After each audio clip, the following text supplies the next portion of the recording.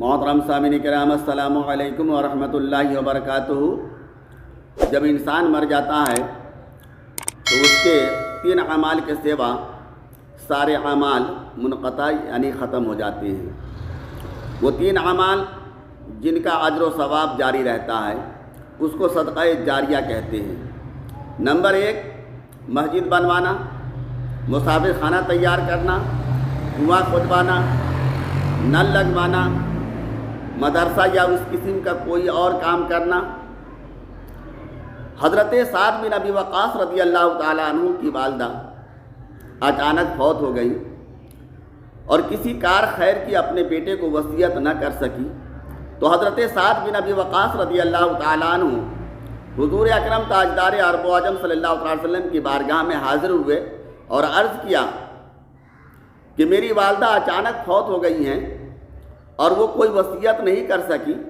اگر میں اس کے لیے کوئی چیز صدقہ کروں تو یا رسول اللہ اس کا اجر اور ثواب ملے گا؟ تو ہمارے آقا مدینے کے تاجدار نے فرمایا کیوں نہیں، اس کے نام پر ایک کنواں کھودوا کر وقف کر دو، جب تک کہ وہ کنواں چلتا رہے گا، لوگ اسے پانی پیتے رہیں گے، اسے اس کا اجر ثواب ملتا رہے گا۔ حضرت سعد رضی اللہ تعالیٰ عنہ نے ایک کنواں کھودوایا جس کا نام بئر لأم سعد یعنی ام سعد کی ماں کا کنواں مشہور ہو گیا اور لوگ اس سے پانی پیتے رہے۔ نمبر 2 ایسا علم جس سے لوگ نفع حاصل کریں، یہ فیض بصورت تدریس و تعلیس یا قرآن و سنت کی حفاظت میں جاری ہوگا۔ نمبر 3 وہ نیک بچہ جو اپنے ماں کے بعد ان کی بخشش و مغفرت کے لیے دعا کرتا رہے یا اس کے ایصال ثواب کے لیے صدقہ و خیرات یا قرآن کریم کی تلاوت کرتا رہے، نوافل پڑھتا رہے، اس کا ثواب مرنے والوں کو پہنچتا رہے گا۔ حضرت انس بن مالک رضی اللہ تعالی عنہ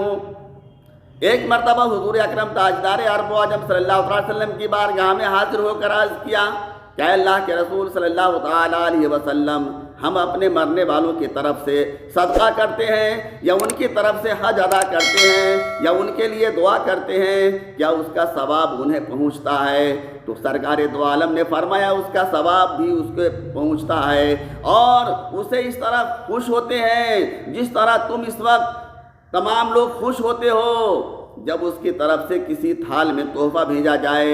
جبکہ دوسرے لوگ پریشان ہوتے ہیں جس کی طرف اس کے ورثہ کی طرف سے کوئی صدقہ و خیرات بطور تحفہ نہیں بھیجا جاتا۔ حضرت عیسیٰ علیہ السلام نے بڑے ہی آسان اور پیارے انداز میں دنیا کی مثالیں پیش فرمائی ہیں، اس کی قلیل مدت کی وضاحت کی ہے، انسان کو تنبیہ فرمائی ہے،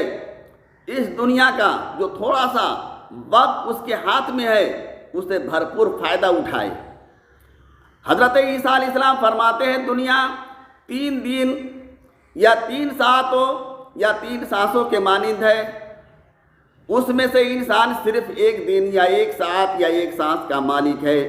اس لیے اسے چاہیے کہ اسے جتنا نفع حاصل کر سکتا ہے وہ حاصل کر لے، ورنہ نقصان ہی نقصان ہوگا۔ حضرت عیسیٰ علیہ السلام فرماتے ہیں کہ دنیا 3 دن اور اس طرح ہے، یعنی کل گزشتہ جو انسان کے ہاتھ سے نکل گیا،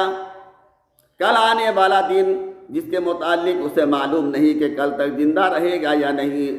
نمبر 3 موجودہ دن جو اس کے قبضے میں ہے اس کو غنیمت سمجھے، اپنی آخری زندگی کو سنوارنے کے لیے جتنا عمل کر سکتا ہے کر لے۔ اور اسی طرح آپ نے 3 ساعتوں 3 سانسوں کی وضاحت فرمائی ہے، اس لیے آپ فرماتے ہیں کہ انسان کو چاہیے جو سانس یا سانس اس کے قبضے میں ہے اسے بھرپور فائدہ اٹھائے۔ آگے چل کر آپ فرماتے ہیں کہ تمام اعمال سے افضل عمل